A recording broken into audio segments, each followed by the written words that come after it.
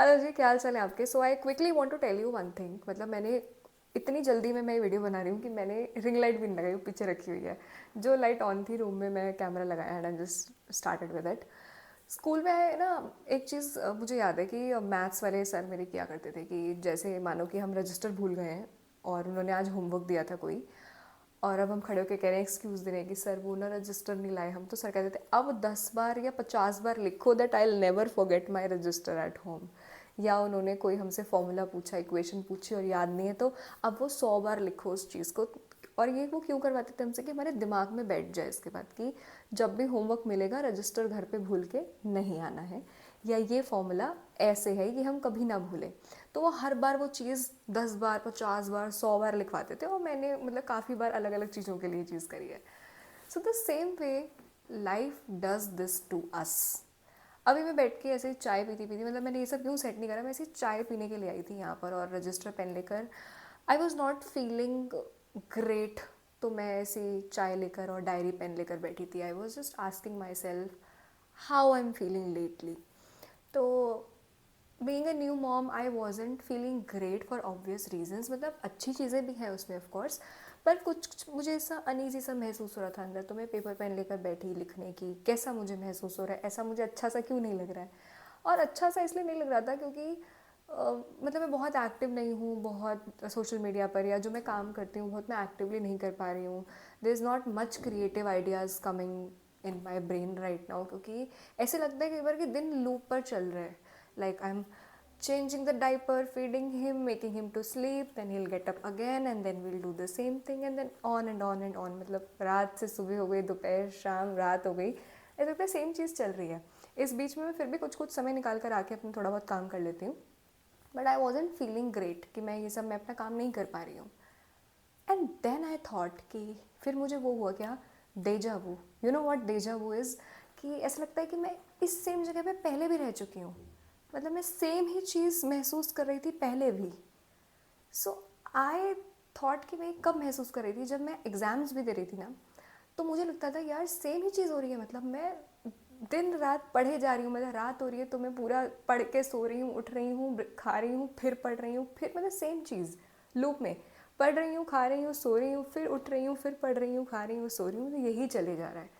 और वो जब कोई भी एक रिपीटेड बहुत चीज़ होती है तो एक तो आपको लगता है कि मैं लूप में फंस गई हूँ, फर्स्ट थिंग। और दूसरा मेजर जो मैंने समझा कि क्या हो रहा है कि उस समय मेरी सेल्फ वर्थ, कि मैं कितनी काबिल हूँ नहीं हूँ, अटैच थी मेरे एग्ज़ाम्स से। या एग्ज़ाम्स तो बाद में आते हैं, पहले मेरे प्रिपरेशन। अगर मैं उस दिन में बहुत अच्छा पढ़ पाती थी तो मुझे लगता था वाह वाह नेहा क्या बढ़िया इंसान हो तुम, क्या बढ़िया कर रही हो लाइफ में।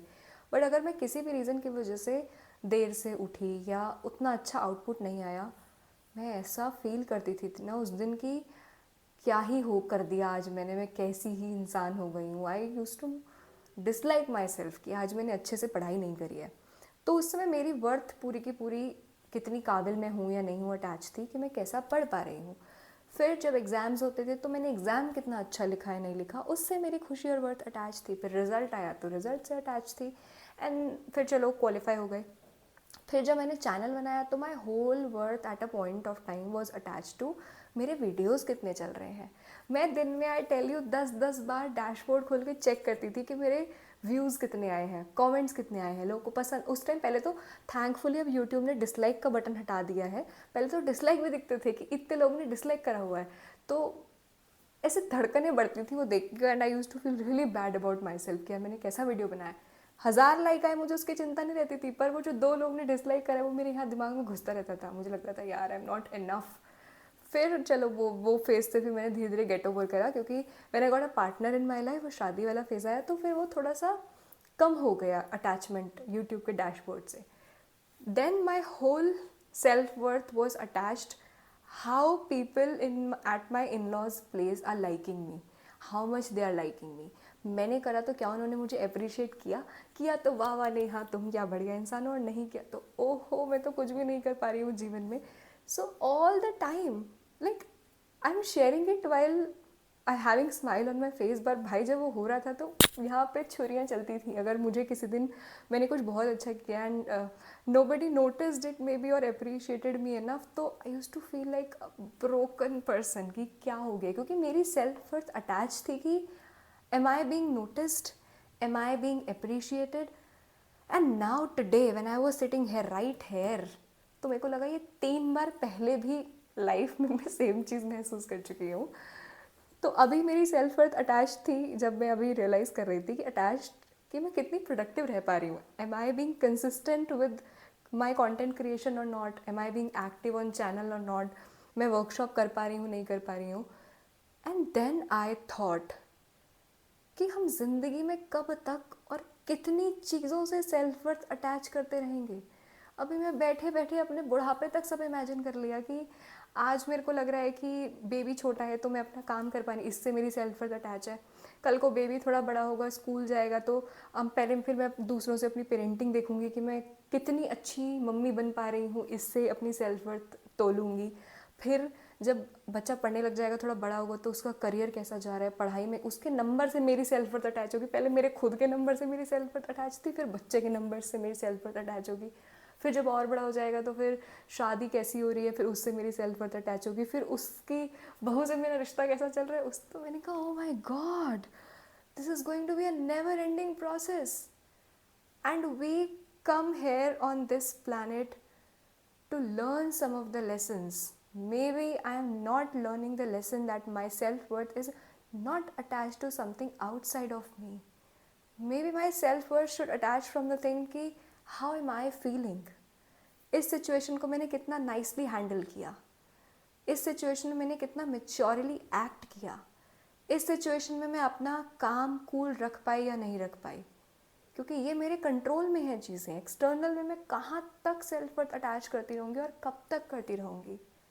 हम जितने, अब जिस भी एज में हो भी, कोई भी हो जो ये वीडियो देख रहा है, ये तो नेवर एंडिंग प्रोसेस है यार। कहाँ तक सेल्फ वर्थ अटैच करते रहेंगे और कितने टाइम तक और क्यों? मतलब मे बी आई शुड, अभी now my baby is crying, I can hear his voice, so I quickly sum up this point.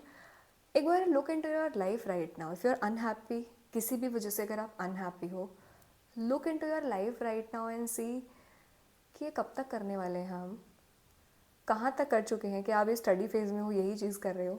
और आस्क योर सेल्फ, मैंने अपनी सेल्फ वर्थ को, मैं कितनी काबिल हूँ, कितनी बढ़िया इंसान हूँ, इसको कहाँ कहाँ से अटैच कर रखा है। एंड सी क्या वो आपके कंट्रोल में है चीज़ें, क्या मैंने बाहर से अटैच कर रखा है। क्योंकि मैं बाहर से जितना भी अटैच करूँगी कि कोई मुझे अप्रिशिएट कर रहा है या नहीं कर रहा, मेरे नंबर कैसे आ रहे हैं, वो मेरे हाथ में नहीं है यार। मैं प्रिपरेशन कैसा कर रही हूँ is still in my hands, but मेरे नंबर कैसे आ रहे हैं तो मेरे हाथ में ही नहीं है ना। मैं किसी से अच्छा बिहेव कर रही हूँ is in my hands, I should feel great by the end of the day, अगर मैंने किसी का बुरा नहीं करा है उस दिन तो। पर किसी ने मुझे सामने से अप्रिशिएट नहीं करा या नहीं करा, वो तो मेरे हाथ में ही नहीं है ना। तो मेरी सेल्फ वर्थ मैं उससे क्यों अटैच करूँ जो मेरे कंट्रोल में नहीं है। So look into your life right now, see आपने चीज़ें, अपनी सेल्फ वर्थ कहाँ कहाँ से अटैच कर रखी है, किस किस को पकड़ा रखी है कि भाई ये मेरा सेल्फ वर्थ का फॉर्म है, क्वेश्चन आप भर दो। लोग घूचड़ मुचड़ कर देंगे, उसमें नहीं भरेंगे अच्छे से। So you better fill your form on your own and decide are you worthy or not. तो अगर तुम किसी भी बाहर की एक्सटर्नल चीज़ों की वजह से परेशान हो, भाई मत हो, ये नेवर एंडिंग प्रोसेस है। मतलब लॉर्ड बुद्धा सेड कि लाइफ का अल्टीमेट ट्रूथ इज सफरिंग, और ये बिल्कुल सच बात है। So you choose, do you want to suffer और नॉट। चीज़ें ऊपर नीचे, अप डाउन, हाइज लोज सब चलते रहते हैं, but how much do you want to suffer उस चीज़ को लेके, that's on you. So I hope you look into your life and decide is it worth suffering और नॉट। क्योंकि अगर एक ही ज़िंदगी मिली है तो यार कहाँ तक परेशान होते रहेंगे, इससे तो जी लेते हैं, जो जैसा है ठीक है भाई। काम कर पा रहे हैं बहुत बढ़िया, पढ़ पा रहे हैं बहुत बढ़िया, जिस दिन नहीं पढ़ पाए बहुत बढ़िया, अगले दिन पढ़ लेंगे, कहाँ तक टेंशन लेते रहेंगे। थोड़ा चिल करो, खुश रहो, अपना बहुत ध्यान रखो और चेहरे पर स्माइल रखो। खुश रहोगे तो सब बढ़िया रहेगा, वरना भाई रोते रोते तो बुढ़े ही हो जाएंगे, सही में बाल सारे सफ़ेद हो जाएंगे। तो कोई टेंशन मत लो, चिल करो, चाय कॉफ़ी पियो, मस्त डांस वांस कर लो थोड़ा, and just have this beautiful white smile on your face. See you in another video. Bye.